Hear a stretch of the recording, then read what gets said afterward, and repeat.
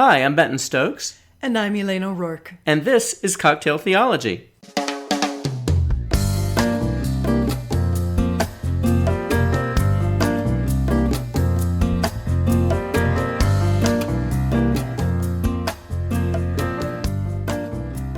Bless me, Father, for I have sinned.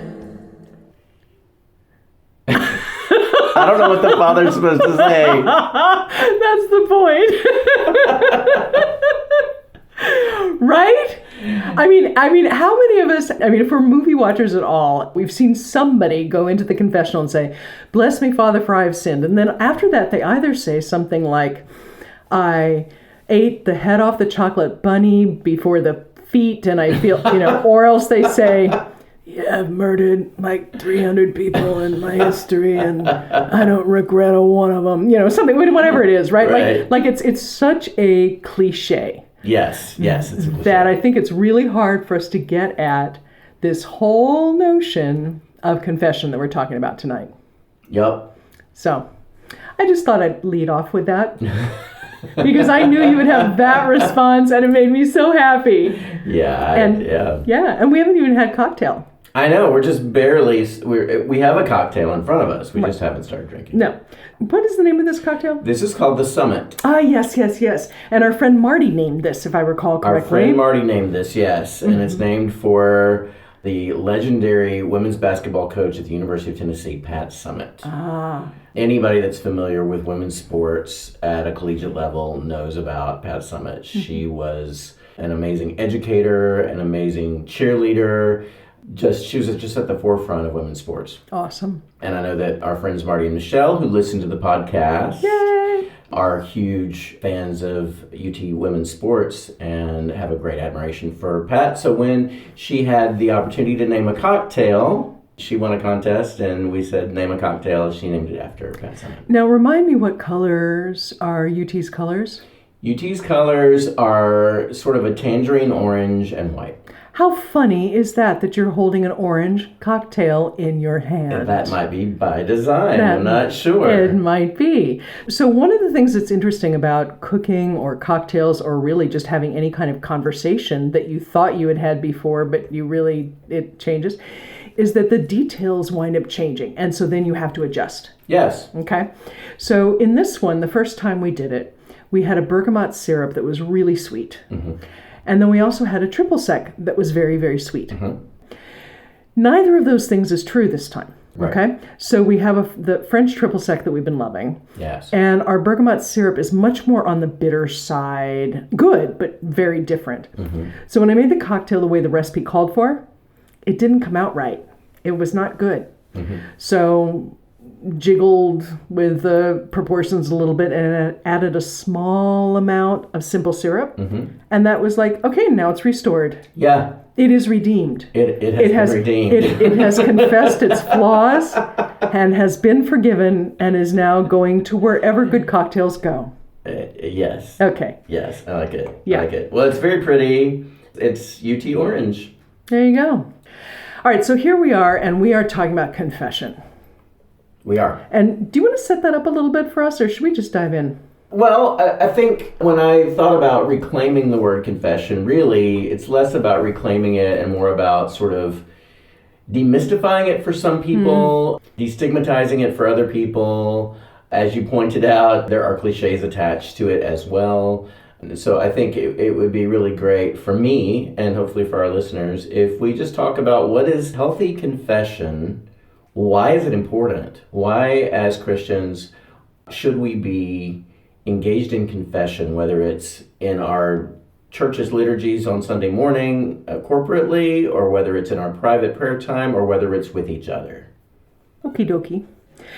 So if for no other reason it says throughout the Bible, confess. Yes. Right. If for no other reason, basically, tell the truth. Confess what you've done. Just stand up. Be prepared. That's over and over and over again. Mm-hmm. So if we think of confession as an owning up to something we've done wrong, it is biblically mandated that we do that. Yes. Okay. But it also is biblically mandated that we confess in the sense of telling the truth, which is sort of like professing, right? Yeah. Confess the faith you have means tell the truth about something that at that time and sometimes now is shameful, right? Yes, right. So confessing your faith was about saying to a group of people or saying to yourself in the face of shame that you believed in Jesus or you followed Jesus. Yeah. Okay? Okay. So we could even call coming out of the closet as confessing.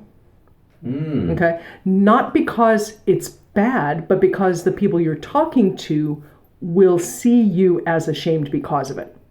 Oh, okay. Does that make sense? Mm-hmm. So confession isn't necessarily about you exactly. Mm-hmm. It's about be surprised, a repairing of relationship.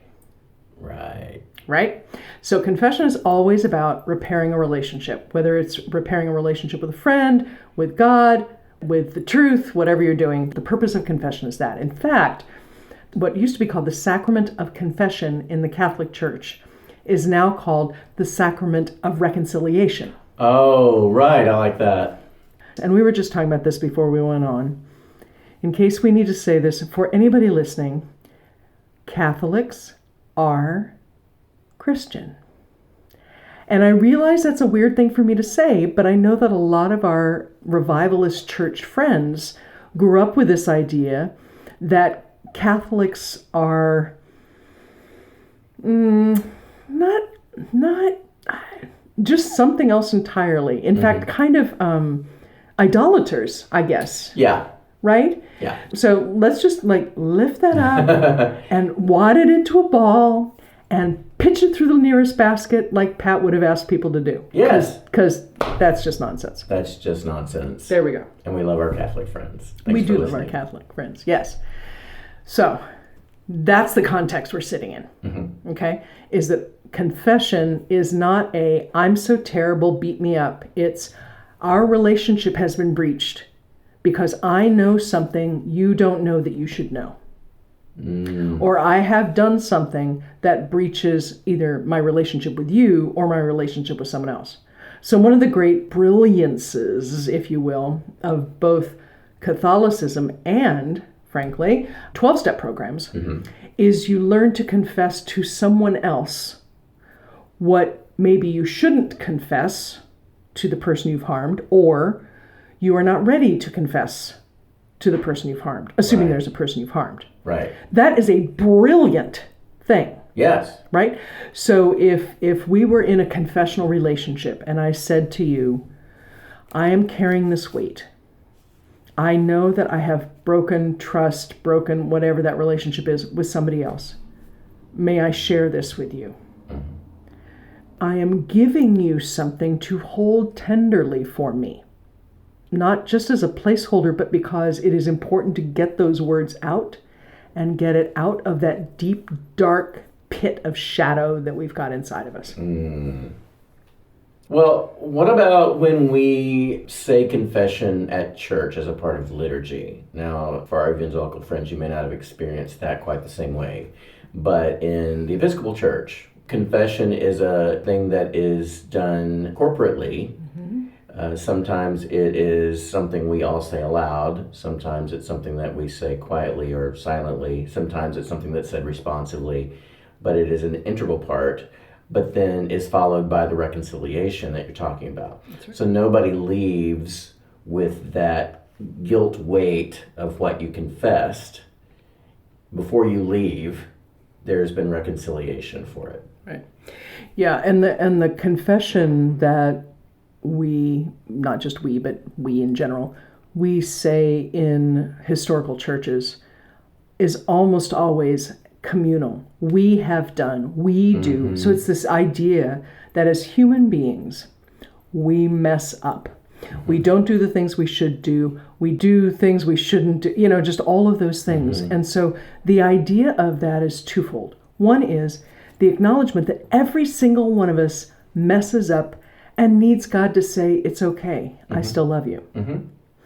And we as human beings need to remember that each other screw up. So when we are all saying it together, there is this both horizontal and vertical thing going on that connects us both to each other and to God. Then there's what we would call formally a performative reconciliation. And all that is, and I know sometimes people feel like the priest then is speaking on behalf of God and, forgiving somebody. That's not what's going on. Mm-hmm. What's happening is that the priest or the leader, whomever it is saying, you/we are reconciled to God. It's stating a fact. Yes.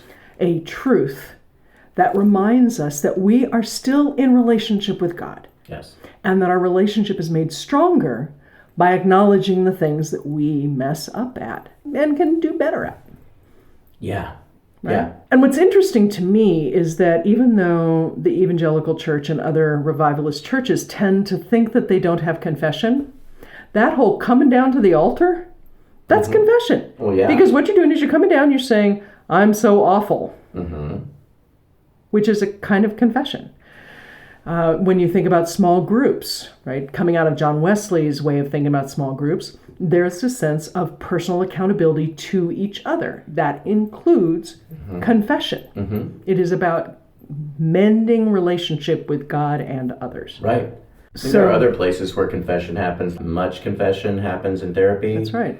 And really, some of the same end result is achieved by confessing something to a therapist as would be if you confess to a priest in the way that you feel about yourself.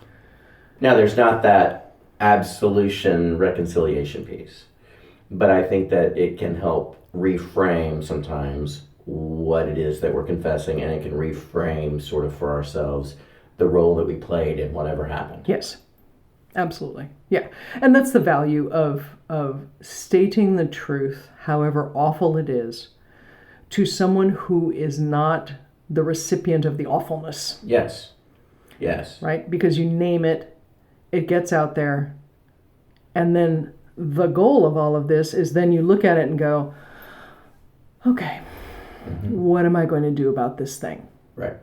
So the idea, and I think this is a fair misunderstanding of what happens in the sacrament of confession or the sacrament of reconciliation, is that there's this idea that you say whatever it is, you do some minor penance, right, that seems extremely trivial.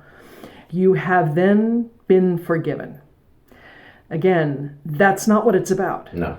The penance, whether it's saying a series of prayers or whether it's going and doing something, whatever that is again about giving you time to deal with this, to work through it, and so forth, right?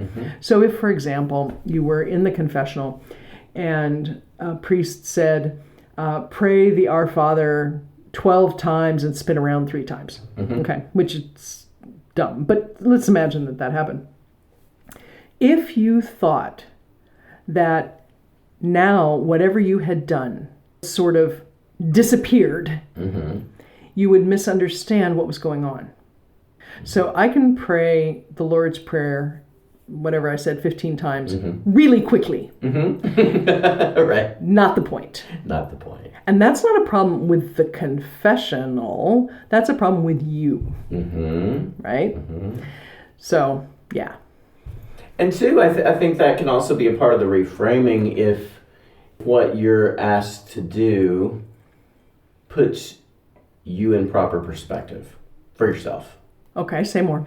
So, for instance, maybe what you did was you said something about someone that resulted in you getting the promotion and they did not. Okay. So you're putting yourself in a position of superiority. You're trying to tell me something? No. Oh, okay. All right. So I thought you might be confessing something. All right. So go on. Sorry. Carry on. No. So, but putting yourself in a position of feeling superior or thinking you're superior to someone else, then by being told you should say the Our Father, you should, go work at a soup kitchen this afternoon, you should, whatever it is, can help put you in your place. Yes. In that it helps reframe, oh, you know what? I was thinking a lot more of myself than I should. And that's all about what we bring to it, right?